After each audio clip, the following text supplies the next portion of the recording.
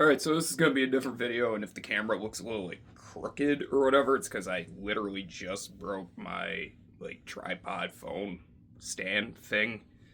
But this is a different type of video entirely. I'm not gonna be talking music at all in this. This is a personal video. This is a story time.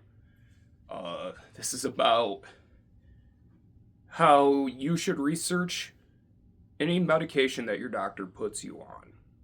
How you should always get a second opinion, because I didn't, and it destroyed my life. So I'm going to give some context to this whole story. My mom passed away in early 2018, and me and my mom were very, very close. In fact, I didn't work after high school because she needed full-time care, and I promised her I would never let her go to a nursing home, and I am so proud to say that that never happened. I was able to keep her out of one. But the loss that I felt, and I still feel, is absolutely astounding. I haven't been the same person. And I felt like throughout the years I was changing more, and I couldn't figure out why I was changing the way I was. And it was in small ways, but those small ways were extremely impactful. And it's really hard to explain, but I'm going to do the best I can. So, context: my mom's favorite holiday was Christmas. She loved it. It was her favorite thing in the world. First Christmas I was going to have without her, I was struggling really hard. So at the beginning of December of 2018, I had a doctor's appointment, and they asked me how I was feeling, and I didn't lie. I said, not great. Just lost my mom. It's around Christmas time. And looking back on it, that's completely rational. It makes sense. That's something I feel like is very normal for a lot of people, is if they lose a parent or somebody that loved a holiday around that holiday, it's extra difficult. Now, my doctor responded with, well, would you like an antidepressant? And I sat there and thought for a little bit. And I can't remember what questions I asked, but I asked a couple. And she basically said she thought it would be a good fit for me. And she said, and I will always remember this quote, I think this is one that will make you feel better. All right. So she sent the script to the pharmacy, and I went and picked it up. And I read through pamphlet a bit, but I didn't really dig into it. I didn't research what this medication was and what it was classified as. And I didn't think twice about it, because I took it, and damn it, I felt all right. And I noticed a weird thing, though, throughout the years of being on this, because it wasn't until 2024 that I stopped taking this. I noticed that, how should I word this in a YouTube-friendly way? I noticed my desire to unalive myself didn't exactly go away. It just made me content with the idea that one day that's how I was gonna go. It made me sit there and go, yeah, not right now, but one day. And looking back on it, that's absolutely horrifying. Now, I would meet people and we would talk about mental health and stuff, and I would mention the medication I was on, and they would go, whoa, that's not an antidepressant, that's an antipsychotic. What else do they have you on? And I'm like, just that. And they're like, that's weird. It's really weird. And because I was in a haze induced by this medication. I didn't question anything. I was just like, oh, it works for me. What an idiot. Now, as people were telling me these things, I started to develop something. And I've mentioned some of this stuff in passing in videos. Now I'm going to elaborate on this. I'd never put it together that all this started when I started taking the medication because it destroyed my memory. I couldn't really think, and I'm still like struggling with a lot of memory issues, but it's a lot better than what it was. I was saying to myself, it's very weird that these symptoms started after my mom passed. Why would I develop this? And I was diagnosed with a disease called epilepsy. Now, the symptoms I had leading up to this diagnosis was I would be just existing normally day to day doing my thing, and then out of nowhere, this is a really hard thing to describe the sensation of.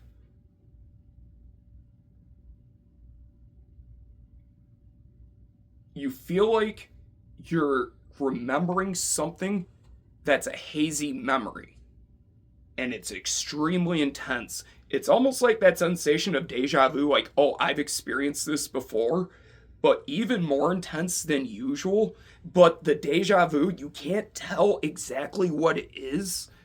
It's so hard to explain, but when that would happen, every hair on my arm would stand on end. And I mean, I've had people see this. Some of my best friends have seen it in person, where I would freeze, chills, hair stand on end. I would drool. I couldn't move. I couldn't really talk. Only thing I could say, because I was told that's what this was mini seizure. Because people would look horrified when they'd see this happen. And that's the only words I could get out was mini seizure. I would drool. I would pour sweat. It was awful. And then it would go away. And eventually I would cool down. The sweating would stop. And I'd be fine. Some days I would have this once a day. Some days I would have this like 10 times a day. I didn't think anything of it at all.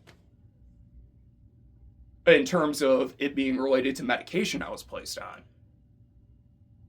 I wasn't going to say the name of the medication, but I might as well say it because I want people to know how evil this drug is, especially if you're somebody who doesn't need it.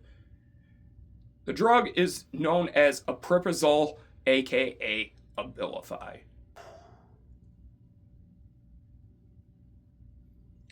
Now, we're going to fast forward. I take my medication. I was diagnosed as epileptic because those were described to me as a mini seizure. I had non-photosensitive epilepsy because I could play video games, attend shows, I had strobe lights, all that sort of stuff, and I'd be A-okay.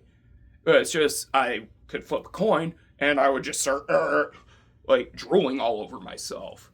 Well, March 18th, 2023 is a night that changed my life forever. I was at work. I worked overnight at a large chain retailer here in North America as an overnight stalker.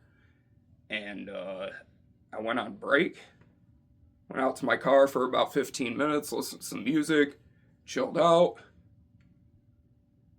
walked back in with my coworker. He was in his car. We're just shooting the shit on the way in. I grabbed the cardboard cart. When you open up a box and you stock it, you gotta throw that cardboard somewhere. I grab that and I start walking down the aisle, and as I walk down the aisle, I freeze. And it's the most intense mini seizure I ever had in my life. I couldn't move. And as I'm drooling so much that it's pulling on my shoes, I feel a perfect line go right down the middle of my body. And this side goes completely numb. This side, I have all feeling. I stood there once when I was able to actually move my muscles a bit, and I went, I'm like, oh my God, I can't feel anything. And I looked at my coworker and I went, I'm gonna go to the break room. And as I turned around and walked towards the break room, I knew where it was. But it felt like I also didn't know where it was. Like, it's impossible to miss it. So I knew I was all right, kinda. But it felt like a maze still. And as I was walking, because I was freaking out so bad that I couldn't feel anything on this side of my body, I started wailing on my left leg, just punching it, hoping to get any feeling with this hand. Because when I was punching with this hand, I couldn't feel anything. I couldn't tell if I was even hitting. Like, I could visually see it, but I couldn't tell. I didn't know what was happening. So to actually feel it, to give myself the reassurance I'm actually hitting my leg, I was using this hand. And once when I got to the break room, I sat down, and I'll never forget this. The floor guy, he looked at me and goes, "You don't look very good." And I said, "I don't feel very good." And then the next thing I know, I'm no longer at work. Now I'm going to explain where I was at mentally when I woke up from this, and I will tell you the events that lead to me finding out what happened.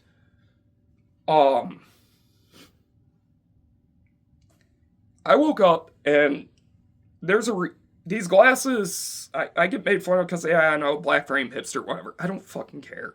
I need these to see. I'm blind without these. My phone has 5 cameras on the back. I can barely tell that it's 5 because I can only see the big 3 ones. I can't see the 2 small ones because they just blend together without these. That's how bad my vision is. So when I woke up, I didn't have these on. I'm laying there and I look up, open my eyes, and I see nothing but silver and these blurred faces. I see like metal walls and a metal ceiling and these blurred faces, and the lights are really weird looking to me. And I swear to you, part of my brain, because I was so confused, I had no idea what was happening, I went, did I get abducted? Because I couldn't make out faces. All faces were just a blur, so it was like these human figures, but no features that I could see. And eyes looked really, like, weird. And the only reason I knew that I wasn't abducted within, like, 5 seconds was right as I woke up and I had that thought of, did I get abducted? The rear door swung open, and I looked and I saw, I'm like, this is the emergency room that my mom had to go to many times. Something happened to me. Okay, I didn't get abducted. I'm in an ambulance. What happened? And they wheel me out. I'm like, obviously something major happened because they don't give you an ambulance ride for no reason, and I don't remember anything that happened. I was in the emergency room. At that point, I want to say it was maybe 12:30. I didn't leave the emergency room until like close to 3:45, 4 a.m. And I remember sitting there and they're asking me, what medications do you take? And I'm like, I don't know. One's for depression, one's for epilepsy. I don't know. And usually I can name the 2 pills right off the top of my head. At that point, I couldn't tell you. I couldn't say anything. I didn't know what happened. I didn't know what my name was, basically. That whole time I was in there, they never told me what happened. And I couldn't even really think straight enough to actually even ask what happened. And by the time I was allowed to leave, I felt normal. I felt fine. And I was just so pissed. I didn't even want to ask because I just wanted to get out, get my vehicle at work, and go home. Well, I got picked up at the emergency room, got brought back to work, and when I went back into work to turn in a couple like items that I had on my person, um, my manager told me, he goes, I would like to sit down and talk with you and tell you what happened. He's like, if you aren't aware, I'm like, I have no idea. That would be great if I knew. So when I sat down, I need to make this clear, all right? So when I go like this, like right here, this is the vending machine when I say that. The last thing I remember before the lights went out was I was sitting like this with the vending machine like over there. He told me when he came out, like when he walked into the break room, I was sitting with my back to the vending machine, which I don't remember that. He said I then sat there for 5 minutes staring. Nobody could snap me out of it. That is called a catatonic seizure. Then, after 5 minutes of that, I fell to my right side and had a grand mal seizure for about 5.5 minutes. I had a feeling I had a seizure because on my way back to work to get my car, my tongue felt horrible. It felt like I gnawed the living fuck out of it. It was brutal. And when he said that, I'm like, oh my God, it makes sense. And he said that he held me on my side to make sure I didn't roll over and swallow my tongue. And the other manager called ambulance. And I realized that there was police there, all sorts of stuff. But after that, I went to a neurologist. Just was like, yeah, I had a seizure. That's it. I'm like, okay, don't drive. I'm like, great. So I was off work for a bit, and then because my doctor told me don't drive, and I live in the middle of nowhere, and if you don't have a car where I live, you ain't working where I was working. It was a 25-minute drive from here. So, like, if you want to walk, ha ha ha ha, that ain't happening. It's like 20 miles. No, there's no way. And where I live, there isn't Uber. There isn't anything like that. And I work overnights. Who's going to want to take me to work at like 10, 11 at night and then pick me up at 7 a.m.? Don't think so. So, because of the doctor giving me the stipulation that I can't drive, once when my time was up, like my leave from work, I had to quit, according to them, because I couldn't drive. And because of the fact that I couldn't drive, I was still hireable to them, but I would have to resign because I am responsible for my transportation to work. So I lost my job. And I haven't had a job since, and I've been struggling very hard. Now, how I became aware of the medication doing all this to me is... So I kept having the mini seizures frequently, and sometimes they would get less frequent, sometimes they would be just awful clusters. And one day I ran out of my prescription. It was earlier this year to Abilify. And for some reason, I didn't refill it. I think I was just like, oh, I'll do it soon. I'll do it soon. Well, when I went to do it, finally, I started to hit withdrawal. And the pharmacy said they didn't have any in stock and it would have to wait another day or two. And that wasn't good for me because I was feeling horrible. Now, if you're not aware with what Abilify withdrawal does to you, it is the most psychological hell I feel like a human being can possibly endure that's from a chemical. I can't imagine anything worse than this. I genuinely can't. All my friends were horrified when I told them, Google Abilify withdrawal. And when they did, their jaw nearly hit the floor because before it even gives you symptoms, it has 988, the National Suicide Prevention Hotline. I started researching Abilify, and I started to read that it lowers your stroke and seizure threshold by threefold, and I started reading deeper into strokes. And I went numb at work. That was 100% a stroke before I had my seizure. The mini seizures were mini strokes.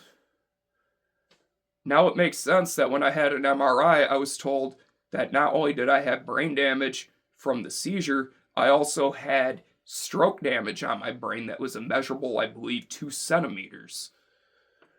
And as I kept reading into Abilify, more and more things started to click and make sense to me as to why I was feeling the way I was feeling. Because when it comes to Abilify, as I said, it makes you comfortable with things that you shouldn't be comfortable with. It destroyed how I thought for years, and how I reacted to situations and stuff. I mean, I lost friends and relationships over my anger at points, and it was all because of Abilify, because that's not who I am at my core at all. When there's an expression, and it's very accurate, of passenger in your own body.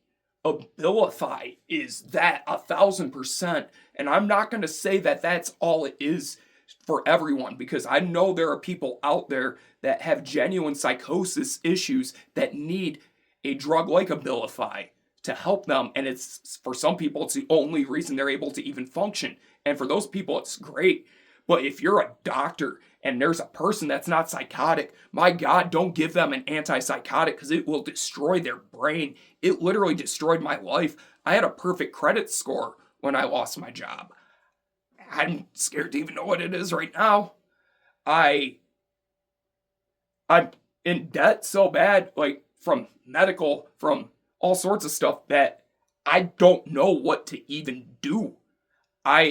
It's bad. It's really bad. It's all because I was given this medication I didn't need to begin with. And the worst part is I can't get a lawyer, and I can't sue this evil, wretched piece of garbage who gave this to me. I can't sue them because in my state, the statute of limitations is 3 years no matter what the damage is. And I was blissfully unaware of what that was doing to me. I had to get this off my chest.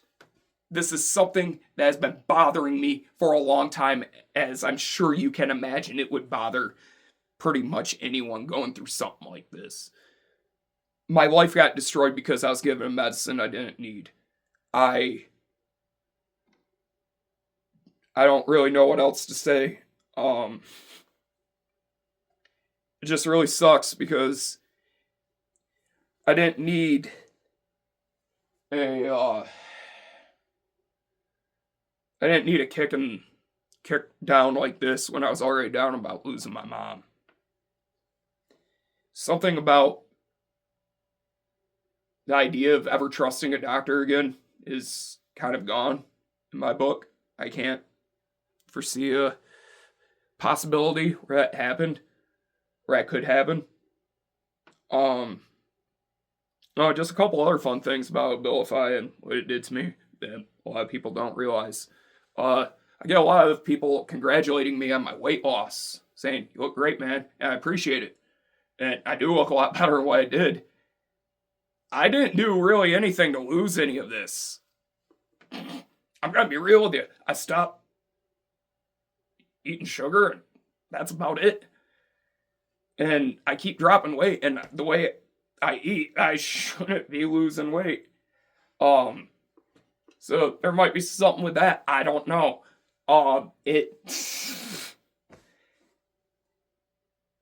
It destroyed my memory. It destroyed so much in my life. I can't even begin to like quantify it.